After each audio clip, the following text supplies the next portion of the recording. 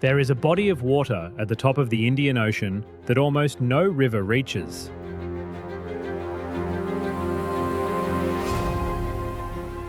Rain barely falls on it. The sun sits over it for most of the year, pulling water off its surface faster than anything can put it back. It is shallow enough in places that a person could stand, and because so little fresh water flows in and so much heat pulls the fresh water out, what remains behind is salt. This is one of the saltiest open seas on the planet, saltier than the ocean it belongs to, warm as bathwater in summer, closed on almost every side by land. It is also the only thing 6 countries have to drink. Along its southern shore sit some of the driest nations on Earth. No permanent rivers, almost no rain.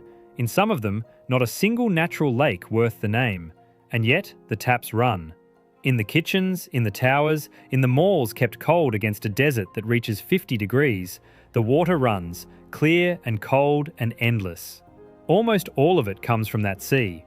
In Qatar, close to 99% of the drinking water is pulled from the Gulf and stripped of its salt. In Kuwait, around 90%. In Oman, 86%. In Bahrain, roughly 85%. In Saudi Arabia, near 70%. Even in the United Arab Emirates, where the number is lowest, more than 4 in 10 glasses of water begin as seawater. 6 countries, 1 sea. And the sea is the worst possible sea to drink from. Both things are true at the same time. The water they depend on is water that nothing should be able to live on. And it is the water on which more than 60 million people now live. So how does it work? To understand this place, you have to stop thinking about oil. The story everyone knows about these countries is the story of oil, the wealth that rose out of the sand in a single lifetime, the towers, the airports, the reserves that reshaped the world's economy. And that story is true. But oil is not what keeps these countries alive from one morning to the next. Oil can be stored. Oil can be shipped from somewhere else if it has to be. Oil can wait. Water cannot wait. There is no substitute for it, and there is no pause button on thirst. In the summer heat of the Gulf, a body loses water by the hour. A city loses it by the millions of litres. And unlike almost every other major population on Earth, these cities cannot turn to a river or a lake or the rain or the ground beneath them. They turn to the sea, every hour, forever. This is the Gulf, and this is the machine that lets 6 nations drink from it. Start on the eastern coast of Saudi Arabia at a place called Ras Al Khair. From the air, it does not look like a source of life. It looks like an industrial coastline, pipes, towers, low buildings, steam rising in the heat, all of it pressed against the flat blue edge of the Gulf. But this is one of the largest desalination complexes ever built. Together, the 6 countries on this coast run more than 400 plants like it, large and small. And between them, they produce something close to 2/5 of all the desalinated water on the planet. This one stretch of sea is the most concentrated water factory on Earth. And what happens inside it is the thing every other city on this coast depends on, in one form or another. It begins with the sea itself. Water is drawn in through intake structures set out in the shallows, screened to keep out fish, seaweed, sediment, the drifting life of a warm sea. What comes through those screens is ordinary Gulf water, hot, heavy with salt, exactly the water no one can drink. From there, the plant splits it down 2 different paths because there is more than one way to pull salt out of water, and this coast uses both. The older way is heat. You take seawater and you boil it. Not in an open pot, that would waste almost everything. You boil it inside a chain of sealed chambers, each held at a lower pressure than the last. And here, a small piece of physics does the work. The lower the pressure, the lower the temperature at which water flashes into vapor. So the seawater flows from chamber to chamber, and in each one, it flashes instantly into steam, leaving the salt behind because salt does not evaporate. The steam rises, touches cool pipes, and turns back into water, pure water. Fresh water. The salt stays behind as brine. They call it multi-stage flash. Stage after stage, the same water flashing into vapor and condensing back, each stage catching a little more. For decades, this was how the Gulf drank. Great halls of steel, boiling the sea in silence.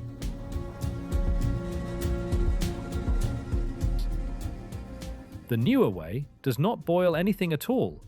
It pushes. Salt water, left alone against a membrane fine enough to stop salt, will actually pull fresh water toward the salty side. That is osmosis, nature trying to balance the two. Reverse osmosis does exactly what the name says. It reverses it. You put the seawater under enormous pressure, dozens of times the pressure in a car tire, and you force it against a membrane so fine that water molecules can squeeze through and salt cannot.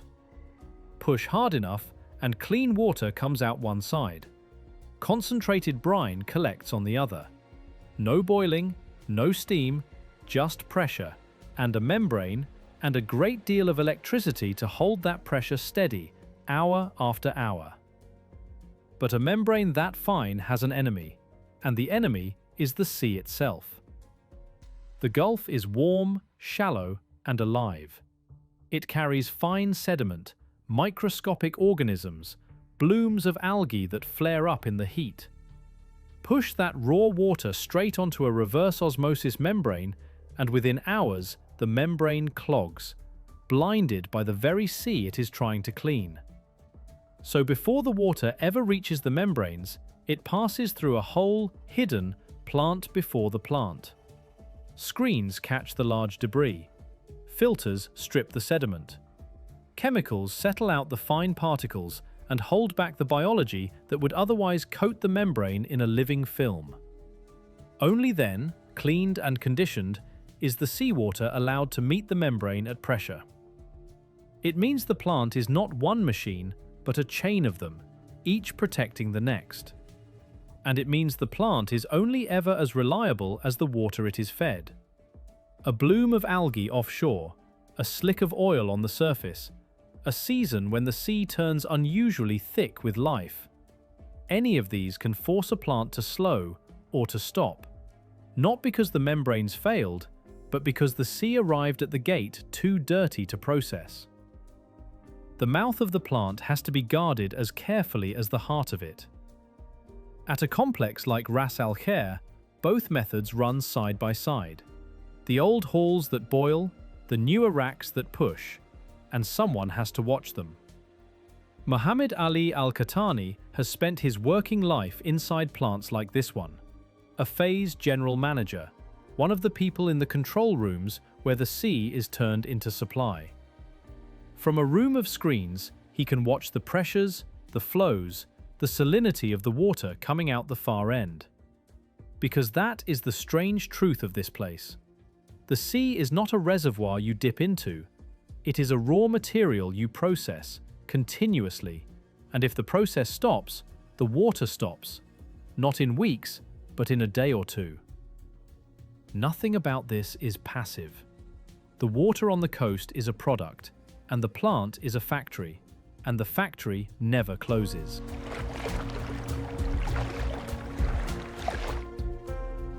Picture it at night. The desert behind the plant goes black and cold. But the plant does not sleep. The pumps keep their pressure. The chambers keep their flash. On the screens, the numbers keep moving. Intake temperature, membrane pressure, the salinity of the product falling from seawater to something a person can drink. Somewhere along the coast, a night shift watches the same numbers it watched at noon, because a city asleep is still a city that will wake up thirsty. The machine has no off hours. It cannot have them. The moment it stops making water is the moment the countdown begins. And even now, the water is not finished. The water that leaves the membranes and the boiling chambers is almost too pure. Strip the salt from the sea completely, and what you get is not the water that comes from a spring or a river. It has almost no minerals in it at all. None of the calcium, the magnesium, the faint trace of dissolved salts that give ordinary water its taste and its balance. Water that pure is flat and lifeless on the tongue. Worse, it is chemically hungry. Left as it is, it would attack the very pipes meant to carry it, leaching metal from the walls, slowly eating the network from the inside. So the plant does something that sounds like a contradiction. Having spent enormous energy taking everything out of the water, it carefully puts a little back. Minerals are added in measured amounts. Hardness is returned. The water is balanced until it is stable, safe to drink, and no longer corrosive to the pipes it must travel. Only then is it released into the mains. The sea is stripped bare, and then partly rebuilt, into something a body can drink and a pipe can carry. Nothing here is found. Every property of the water, its salt, its minerals, its taste, its very drinkability, is engineered, measured, dialed in. This is not water gathered, it is water manufactured, from the first drop to the last. And here is the first dependency, the one the whole coast is built on. Boiling the sea takes heat. Pushing it through membranes takes electricity.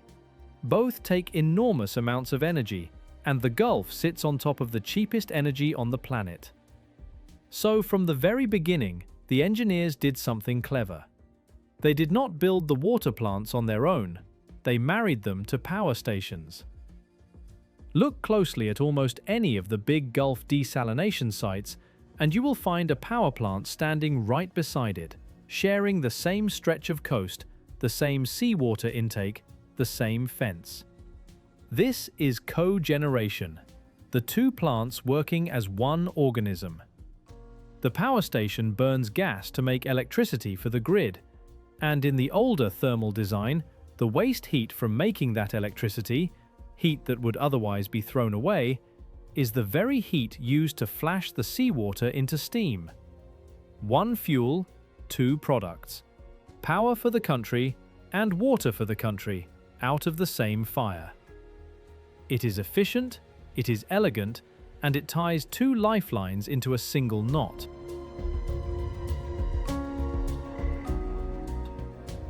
It also means the water has a hidden price, paid in energy. Consider what it costs in electricity to make a single cubic meter of drinking water from the sea. The best reverse osmosis plants have driven that cost down and down over the years. A few kilowatt hours per cubic meter, a fraction of what the old thermal plants burned. But multiply even that small figure across a whole nation's thirst, every day, forever, and it becomes one of the largest single demands on the grid. In Saudi Arabia, the electricity used just to make water climbed threefold in 15 years, until making water alone accounted for a noticeable slice of the entire kingdom's power. Across the region, an enormous share of primary energy is spent, in the end, on the linked task of making electricity and making water at the same time. So the country burns fuel to make power, and uses much of that power to make water, and needs still more power to cool the buildings where the water is drunk. Energy makes water. Water needs energy. And in the summer, when the heat is worst and the thirst is highest, both peak together, the grid straining hardest exactly when the sea is hottest, and the plants must work hardest to pull anything fresh from it. And the summer is cruel to the machine in a way that compounds it. A desalination plant works best on cool, less salty water. But in the Gulf summer, the sea is neither. The surface heats toward the temperature of blood. The salt concentrates as the evaporation peaks, and warmer, saltier water is harder to force through a membrane. It yields a little less fresh water for every unit of energy spent. So at exactly the moment the cities are thirstiest, and the grid is most strained by the cooling, the sea itself becomes a poorer source, thicker, hotter, more resistant. The plants must run harder to make the same water, drawing more power, at the very hour power is scarcest. The heat that drives the thirst also degrades the cure. Every part of the cycle leans on every other part, and in high summer, they all lean at once. Now follow the chain the other way. The water plant needs the power plant, for heat or for the pressure pumps, or both. The power plant burns gas. The gas arrives through pipelines and terminals along the same coast. And the whole thing sits on a grid that has to stay up, minute to minute, in a climate where air conditioning is not a luxury, but the thing that keeps a summer afternoon survivable. So the water depends on the power depends on the gas, and the cooling that makes the heat bearable depends on the same grid that makes the water. Pull one thread and you do not lose one thing, you lose several at once.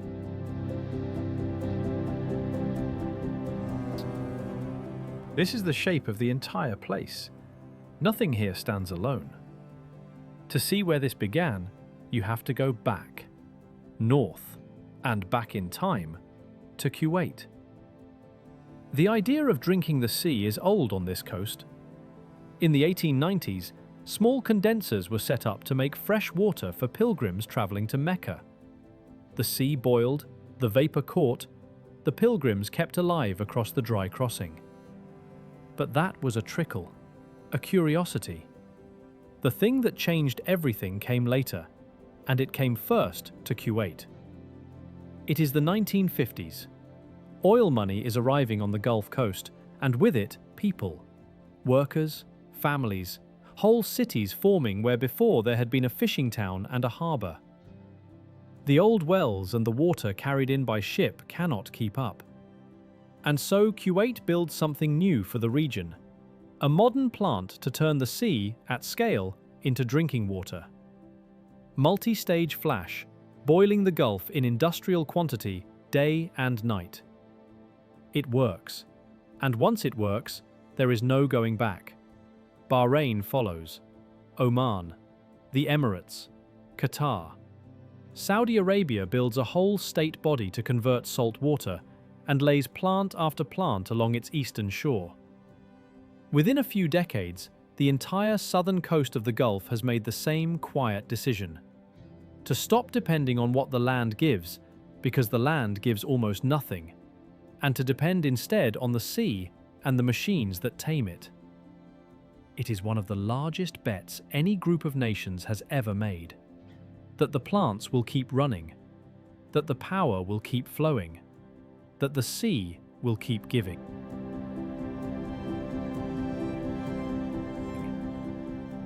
For one of them, there was no choice left at all. Bahrain is a small island nation, and for most of its history it did not drink the sea.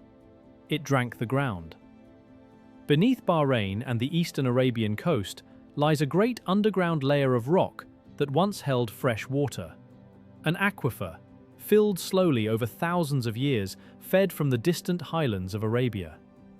For generations, springs from that aquifer bubbled up even offshore, under the sea, and Bahrain's pearl divers knew where to find sweet water rising through the salt. But an aquifer is a bank account, not a river. And the modern Gulf spent it faster than it could ever refill. As the cities grew, the wells were pumped harder and harder. And when you draw fresh water out of an aquifer near the coast faster than it comes in, the sea does not wait politely at the edge. It moves in underground, filling the space the fresh water leaves, creeping inland through the rock. Well by well, the water that came up turned brackish, then salty, then useless.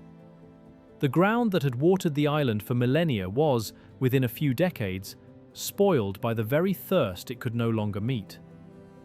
By around 2016, Bahrain had crossed a line few countries ever cross. It came to depend on desalination for essentially all of its drinking water.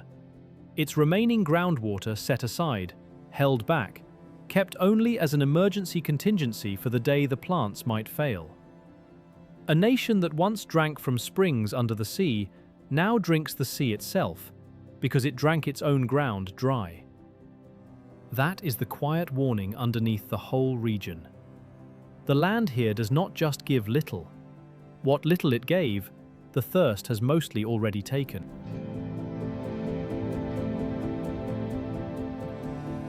And the water, once it is made, still has to get where the people are. In some countries, the people live on the coast, beside the plants. But not everywhere. Consider Riyadh, the Saudi capital, a city of millions sitting far inland in the center of the peninsula. There is no river running through Riyadh. There is no lake it can draw from. The nearest sea is hundreds of kilometers away, across open desert. So the water climbs to meet it. From the plants on the Gulf Coast near Jubail, fresh water is pushed inland through great pipelines, lifted across the rise of the land, pumped station by pumping station, hundreds of kilometers into the interior to fill the taps of a capital that the sea never reaches on its own. A city drinking through a straw that stretches to the horizon. And because a straw can be pinched, they built a cushion behind it. Beneath the desert near Riyadh sits one of the largest drinking water storage systems ever built. A strategic reserve holding days of the city's supply against the moment the pipeline falters. It is there for one reason, because a capital fed by a single line from a coast it cannot see needs somewhere to fall back to. The pipe is the artery, the reserve is the held breath. But the journey does not end at the city's edge. Follow the water further, down through the streets, and you find the last stage of the machine, the part hidden inside every building. Water leaves the strategic reserves and the trunk mains and flows into a web of smaller and smaller pipes, branching out beneath the roads, splitting again and again until a single line reaches a single home. And in most Gulf cities, that home does not simply take the water and use it as it arrives, it stores it. On the roof of almost every building sits a tank, sometimes several, filled from the mains and held there, a private reserve of hours or days. When you turn a tap in a tower in Dubai or Doha or Riyadh, the water often falls not directly from the plant on the coast, but from a tank a few meters above your head, filled quietly overnight. Layer upon layer of stored time, all the way down. The aquifer under Abu Dhabi holds months. The great reservoirs hold days. The tank on the roof holds hours. Each one is a smaller buffer against the same single fear, that somewhere up the chain, the sea stops becoming water. And the people at the end of that chain are thirsty in a way few populations are. The Gulf states are among the heaviest users of water per person anywhere on Earth. In some of them, the water each resident uses in a day runs well above the global average, poured into gardens that a desert should never sustain, into fountains and pools and lawns kept green against 50-degree heat, into the daily life of cities that were designed, from the start, as if water were abundant. It is a strange inversion. The places with the least natural water on the planet consume some of the most, because they can make it, and having made it, they live as though it had always been there. Every extra litre used is an extra litre the sea must give, the plant must process, the grid must power. The demand pushes on the machine from below, exactly as the sea pushes on it from the coast. But the clearest picture of how thin this margin can be does not come from Saudi Arabia or Bahrain or the towers of the Emirates. It comes from a small peninsula to the east. Qatar is almost entirely dependent on the sea. Close to 99% of its water is desalinated, one of the highest figures anywhere on Earth. It has almost no natural fresh water of its own. It is a nation, in the most literal sense, manufactured out of the Gulf. And a few years ago, Qatar's own leadership admitted something that should stop anyone who hears it. By their own assessment, if the supply of desalinated water were cut, the country had roughly 3 days of water left. Not 3 weeks, not 3 months, 3 days.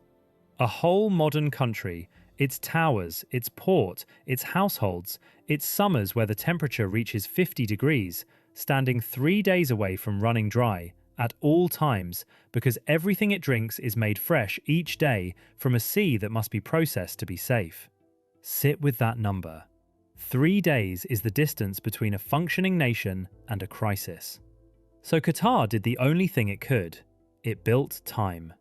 Across the country, engineers constructed a network of the largest concrete drinking water reservoirs ever made.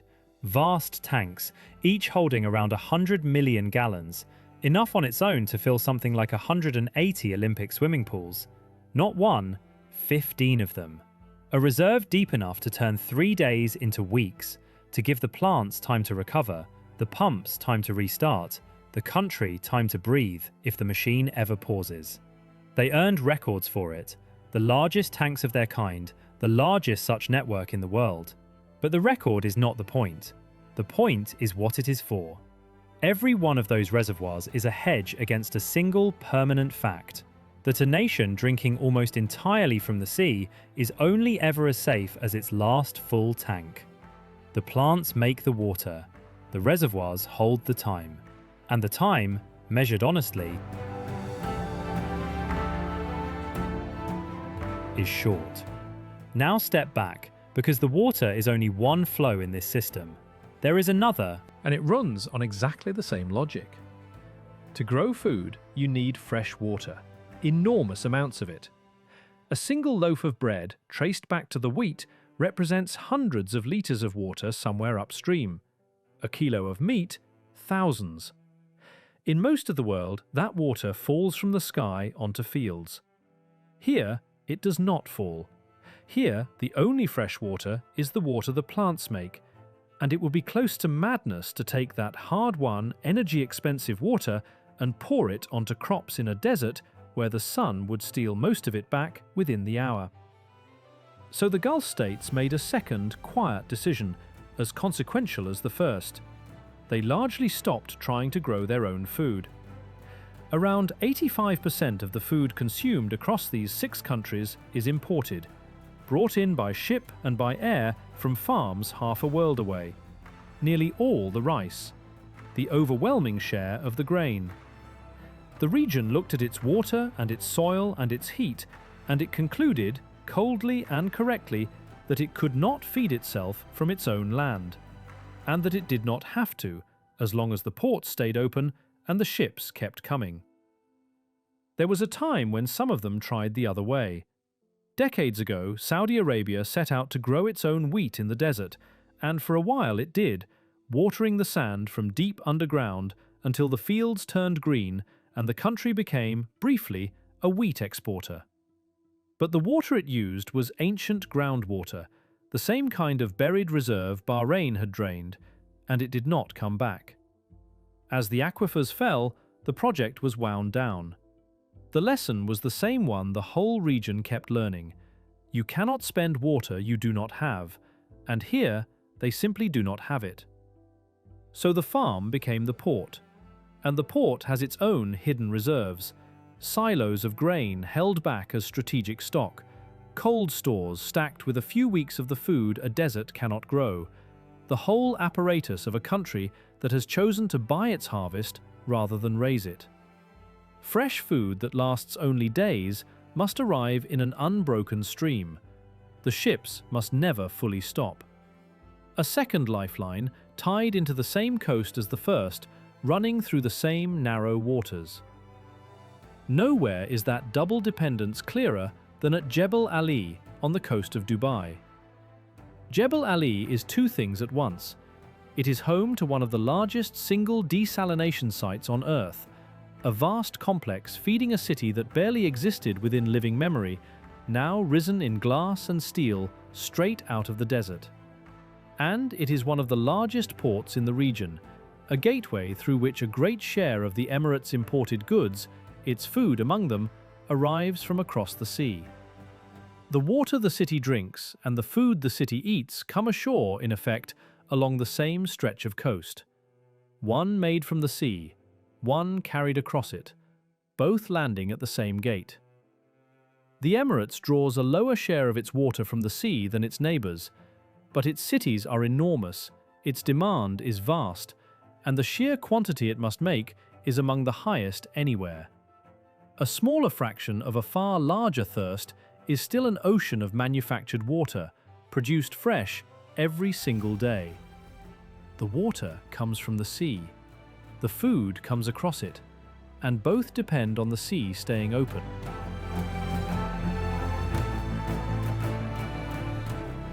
Which brings us to the part of the story the plants would rather not think about. Because making fresh water is only half of what a desalination plant does. The other half is what it gives back. When you pull fresh water out of seawater, whether by boiling it or by pushing it through a membrane, you do not make the salt disappear. You concentrate it. What flows back out of the plant is brine, the same seawater minus the fresh water you took, so everything left behind is saltier than before. In the thermal plants, it comes out hotter too, warmed by the process. Heavier, saltier, warmer than the sea it came from. It can carry traces of the chemicals used to keep the membranes clean, the metals it picks up along the way. And it has to go somewhere, so it goes back into the Gulf. Now, in an open ocean, that would matter little. The brine would sink, spread, mix into a body of water so vast it would barely register. But the Gulf is not an open ocean. It is shallow, 30-something meters deep on average, less in many places. It is nearly closed, and along its southern shore, plant after plant after plant returns its brine to the same warm, shallow water, most heavily in the southwestern corner where the plants are packed most tightly. The result is measurable. The waters closest to the busiest stretches of coast run saltier than the Gulf as a whole, and every degree of extra salt makes the next litre of fresh water a little harder and a little more expensive to pull out. The plant works against the residue of its own work. It cleans the sea by making the sea, right in front of itself, a little dirtier to clean. It is a small effect, spread across a whole basin, but it is a real one, close to shore, and it points at the thing underneath everything else in this story. The Gulf states know this, and they have begun trying to rewire the machine itself. For most of the region's history, the water was made by heat, the great thermal halls, married to gas-burning power stations, boiling the sea. But heat is the costliest way to do it, and it changed the water forever to the burning of fuel. So the region has been turning steadily toward reverse osmosis, the pressure and membrane method that needs no boiling, only electricity. And once you need only electricity, a new door opens, because electricity does not have to come from fire. The Gulf has something almost no other place on Earth has in such quantity: sun. Relentless, near-permanent, blazing sun. And so the newest plants are being built to run reverse osmosis on solar power, pulling fresh water from the sea using the same sun that made the sea so salt in the first place. In Saudi Arabia, at a place called Al-Khafji, a plant was built to run on the sun. In the deserts of the new planned cities, projects are rising that aim to make vast quantities of water powered by renewable energy alone. It is the same sun that evaporates the Gulf, that bakes the coast, that drives the thirst, turned around and set to work making the water instead of stealing it. If it holds, it loosens one of the tightest knots in the whole system, the chain that ties every glass of water to a fire somewhere burning. But loosening one knot does not untie the others. The plant still reaches into the same sea, the brine still returns to it, and the sea is still a closed room. Before we reach that room, one more turn, because the Gulf states have started doing something with their water that no ancient people ever could. They have started saving the rain that never fell. In Abu Dhabi, engineers took finished, fresh, desalinated water already made at great cost from the sea, and instead of drinking it, they pumped it down into the ground, into the desert itself, into natural spaces beneath the sand where it sits, held, waiting. A buried reserve large enough, by design, to supply the country for months if the plants above ever fell silent. Think about what that means. For all of human history, people stored water where nature left it, in wells, in cisterns, behind dams on rivers. Here, there are no rivers to dam and no rain to catch. So they manufacture the water first and then bury it, banking it in the one place the desert cannot easily take it back. A civilization saving water in the same ground it once dug for oil. The reservoirs in Qatar buy days, the tanks on the roofs buy hours, the aquifer under Abu Dhabi buys months. Every one of these is an answer to the same fear. What happens when the machine stops? And that fear is not theoretical, it has happened. In 1991, at the end of the First Gulf War, a retreating army did something deliberate to Kuwait. It destroyed most of the country's desalination capacity, the very plants that made its water, and it released millions of barrels of oil into the northern Gulf, a slick spreading across the surface of the sea, fouling the intakes that other plants, in other countries, depended on to draw their water in. The effect was immediate. Kuwait's ability to make its own water collapsed. Households were cut back to a handful of days of running water a week. Water had to be trucked in by road and carried in by ship. A country that had spent decades building itself on manufactured water suddenly reduced to hauling it in by hand, because the machine that made it had been broken in a matter of hours. It is worth being plain about this. The vulnerability the reservoirs and the aquifers are built to guard against is not imagined. Once, on this coast, the water was cut, and a modern nation discovered in real time exactly how few days stood between it and thirst. The plants were rebuilt, the taps came back, but the lessons stayed, buried in every reservoir and every strategic reserve built since. Nothing here works alone, and everything here can be stopped. So now, finally, to the sea itself, because the sea is not just the source of the water, it is the largest, quietest, most load-bearing part of the whole machine, and it has a mechanism of its own. The Gulf is almost a closed room. It runs about 1,000 kilometers from its head in the northwest down to its mouth in the southeast. For most of that length, it is hemmed in by land on both sides, the Arabian shore to the south, the Iranian shore to the north. It is the same sea to both, though the two shores do not always call it by the same name. The Persian Gulf, the Arabian Gulf, one body of water, many shores, all of them dry, all of them thirsty. It was not always a sea at all. 15,000 years ago, at the height of the last ice age, so much of the world's water was locked in ice that the sea level fell far below where it stands today, and this shallow basin stood mostly dry. A wide river valley ran down its length, the Tigris and the Euphrates flowing together across the exposed floor toward the distant ocean. Then the ice melted, the seas rose, and the ocean poured in through the one low gate at the far end and flooded the valley. The Gulf, in a sense, is a drowned river, a lowland filled by the rising sea, only a few thousand years old as a body of water. And into that drowned valley, almost no fresh water flows. At the far northwestern head, the Tigris and the Euphrates come together and empty into it, the one real river mouth the Gulf has. A few smaller rivers trickle down the Iranian side, and that is nearly all. Everywhere else, there is no inflow to speak of, just the sea, the land, and the sun. And the sun does something to a nearly closed, shallow sea that it cannot do to an open ocean.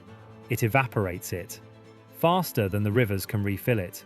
Year after year, more water rises off the surface of the Gulf as vapor than flows into it from every river combined. In an open sea, that loss would be met from all directions. But the Gulf has only one opening, a single narrow gate at its southeastern end, the Strait of Hormuz, at its narrowest only about 56 kilometers across. One mouth, for a sea 1,000 kilometers long. So the Gulf breathes through that one gate. And the way it breathes is strange. Because so much fresh water evaporates off the top, the water left behind grows saltier and heavier. Salt water is denser than fresh. Warm, salty, heavy water sinks, and it slides along the bottom, back toward the mouth, and pours out through the deep of the Strait of Hormuz, a slow, dense current of the saltiest water in the sea leaving.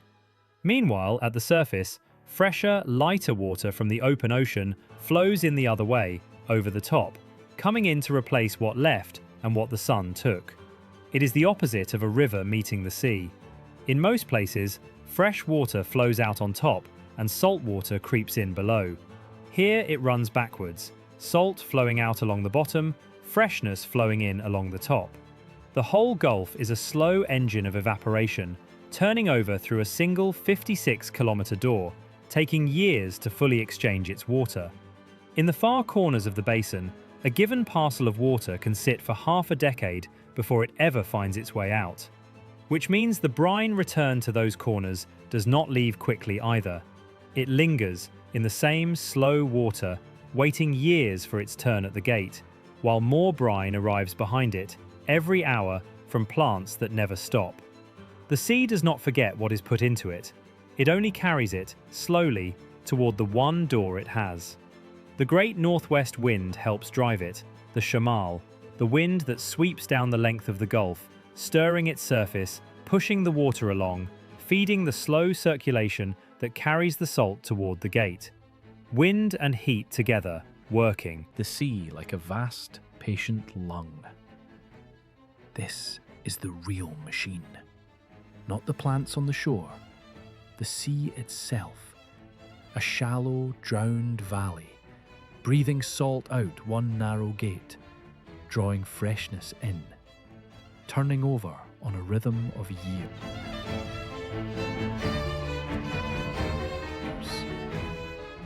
And the 6 countries have built their entire existence on the inside of that room.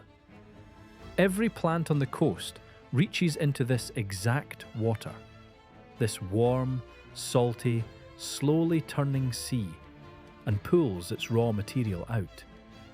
And every plant, having taken the fresh, returns the salt to the same room. The sea gives, and the sea receives what is left. And it can only clear it out through one gate, on a rhythm measured in years, not days. All but one of them, that is. There is a single exception on this coast, and it proves the rule. Oman sits at the very mouth of the Gulf, wrapped around the outside of the gate. And most of Oman does not drink from the closed room at all. Its plants reach instead into the open water beyond Hormuz, the Arabian Sea, the Gulf of Oman. Cooler, less salty, freely exchanged with the whole Indian Ocean. Oman, almost alone, drinks from outside the room. And in doing so, it shows exactly what the others gave up when they built inside it.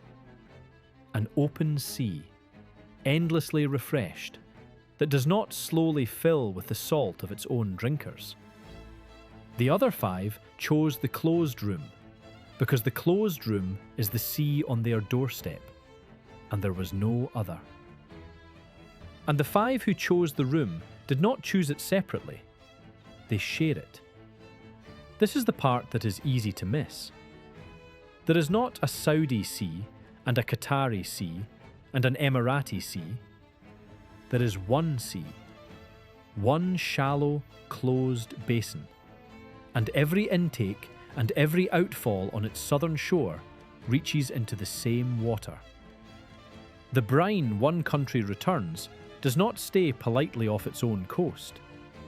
It drifts, it mixes, it moves with the slow circulation of the whole Gulf. The warmth one summer builds is the warmth every plant must work against. When one nation adds another great plant, it adds another mouth to a sea that every other nation is also drinking from, and salting, at the same time. It means these countries are bound together by something deeper than any agreement, by a single body of water that does not recognize the borders drawn across it.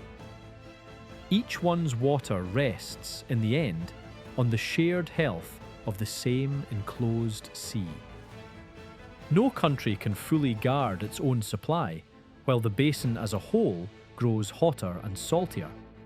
because the basin as a whole is the supply. One sea, many shores. And what any of them does to it, all of them drink. Which is why the sea inside the gate is the thing that holds.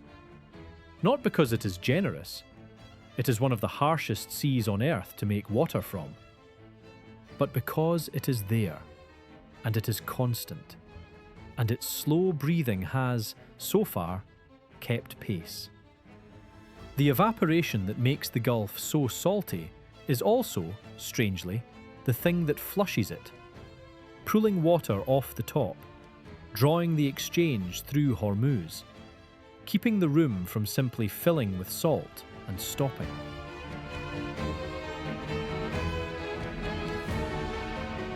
It is a balance, and balances can tip. The Gulf is warming, faster than the global average.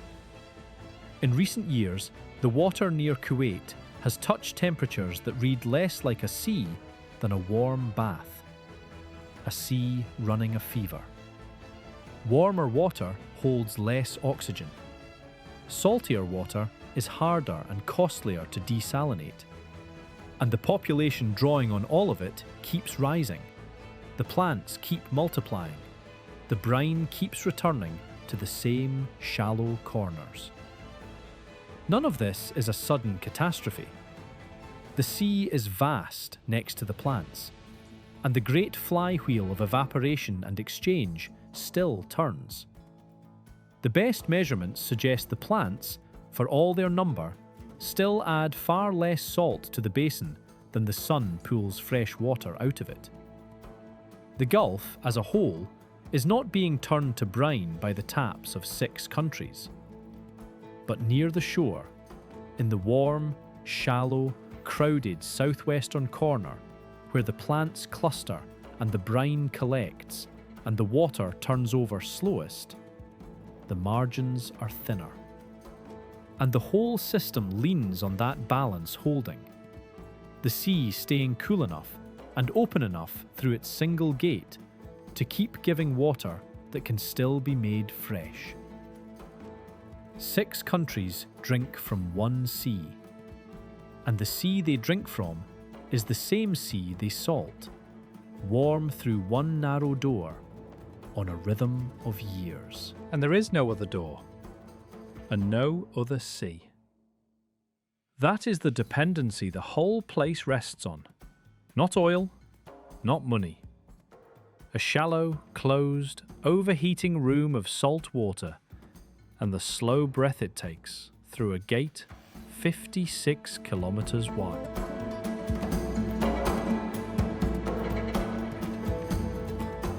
It is worth stopping for a moment on the sheer scale of what this basin is asked to do.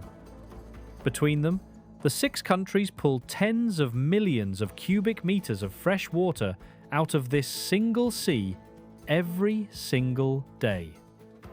A share of the entire world's seawater desalination drawn from one shallow, half-closed body of water smaller than many lakes are wide. Nowhere else on Earth is so much drinking water manufactured from so little sea by so few countries. And the number is not holding still. Over the past 2 decades, the region's capacity has roughly doubled. Every year, new plants are commissioned. Every year, the total climbs. Every year, more mouths reach into the same water and more brine returns to it. The machine is not only enormous, it is still growing. Faster than the sea it draws from has any way to grow. Francesco Paparella, a researcher who has spent years studying the Gulf's salinity and the way it flushes through Hormuz, describes the sea itself as part of the machine, not scenery around the plants, but a working component with its own limits. The desalination capacity of these countries has roughly doubled in under 2 decades, and it is set to keep climbing. Every new plant is another mouth on the same sea, and the sea has exactly one way to clear what all those mouths leave behind. Will Le Ken, a scientist who tried to put the scale of Gulf desalination into terms a person can hold, once measured a single day's output against Olympic swimming pools, and found that if you lined up just one day of the region's desalinated water, pool by pool, the row would run for hundreds of kilometers. That is one day. And the plants do it again the next day, and the next. Forever, without pause, from a sea that has to keep turning over to stay drinkable. This is the machine, whole. The intakes guarded against the sea's own life. The halls that boil and the racks that press. The power stations fused to their sides. The pipelines climbing inland to capitals with no rivers. The reservoirs, the buried aquifers, the tanks on 10,000 roofs, holding a few hours, a few days, a few months against the pause. The ships bringing the food the water cannot grow. And underneath all of it, the sea. Shallow, salt, warm, closed, breathing through one gate on a rhythm of years. Remove any one part, and the rest does not simply carry on. Cut the power, and the water stops. Foul the intakes, and the plants go blind. Close the gate at Hormuz for long enough, and the food stops, and the fuel stops, and the sea itself stops breathing. Every part holds up every other part. That is not a metaphor here. It is the operating condition. It would be easy to call all of this fragile. And in a sense it is. A whole civilization balanced on machines that cannot rest, drinking from a sea that should not be drinkable, 3 days from thirst on the country's own accounting. But there is another way to see it. Every morning, in 6 countries, more than 60 million people wake up and turn a tap, and clean, cold water runs. Water that fell as no rain, rose from no river, waited in no natural lake. Water that was, a few hours earlier, warm salt sea. Made fresh, lifted inland, held in reserve, delivered.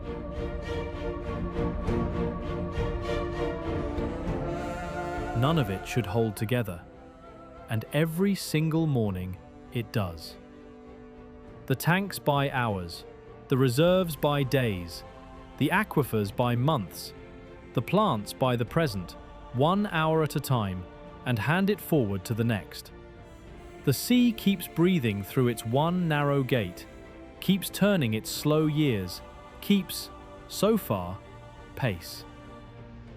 There is a quiet kind of heroism in it that goes unremarked, precisely because it is invisible when it works. No one thinks about the plant on the coast when the tap runs cold and clear.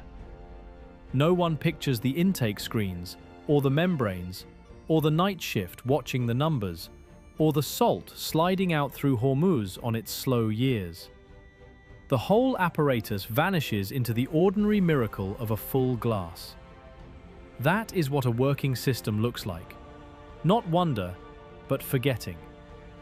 It is only when it falters that anyone remembers the machine was ever there at all. How long a balance like this can hold, no one can say for certain. The sea grows warmer, the plants grow more numerous, the population grows. The salt keeps returning to the same shallow corners, and the same single gate keeps carrying it out, no faster than it ever has. What is certain is that there is no going back to the land. No rivers will appear. The rain will not come. The ground that once gave water has mostly given all it had. 6 countries made their choice generations ago to live inside the room and drink from the sea and build the machine and keep it running.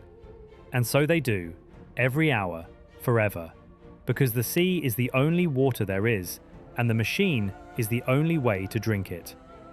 Thank you for watching. Until the next journey.